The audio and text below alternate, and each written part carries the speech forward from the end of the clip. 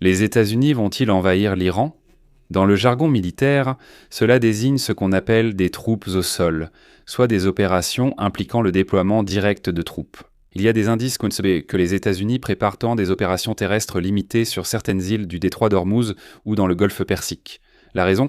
Tenter d'étrangler l'Iran en frappant ses exportations de ressources énergétiques. Expliquons ce qui se passe. À 2 reprises, Donald Trump a reporté l'attaque contre le système énergétique iranien, prolongeant de 10 jours le délai accordé à l'Iran pour rouvrir le détroit d'Ormuz, le repoussant jusqu'au 6 avril. Officiellement, Donald Trump dit qu'il attend les négociations en cours, même si l'Iran nie qu'elles aient lieu. La véritable intention de Donald Trump pourrait être de gagner du temps pour déployer des forces supplémentaires dans la région.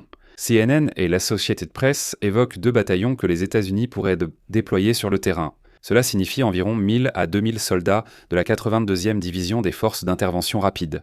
Il s'agit d'une unité dont le but est de pouvoir être déployée partout dans le monde en moins de 24 heures. Pour soutenir cette opération, l'USS Tripoli pourrait être envoyé. Ce navire se trouve actuellement à la base de Diego Garcia, et nous le savons grâce à des images satellitaires. Le bâtiment peut transporter environ 2500 Marines. De plus, il y a d'autres navires de soutien qui portent le total à 7000 hommes, y compris les forces précédemment mentionnées. Mais qu'ont-ils l'intention de faire? 2 possibilités s'offrent à eux. La première est d'occuper 3 petites îles. Le détroit d'Ormuz, c'est-à-dire Abu Massa, Lessertambes et Grittertambes, dans le but d'exercer une pression plus rapprochée et de contrôler le détroit lui-même. L'autre possibilité est d'occuper l'île de Kharg, qui se trouve dans le golfe Persique. L'île a déjà subi ces derniers jours des bombardements qui ont visé les installations militaires, mais pas celles énergétiques et pétrolières. En effet, l'île est un terminal pétrolier très important pour l'Iran, par lequel transite environ 90% de la production avant d'être exportée. Une occupation militaire de Kharg représenterait un levier coercitif envers l'Iran, étant donné la dépendance du pays à ses exportations.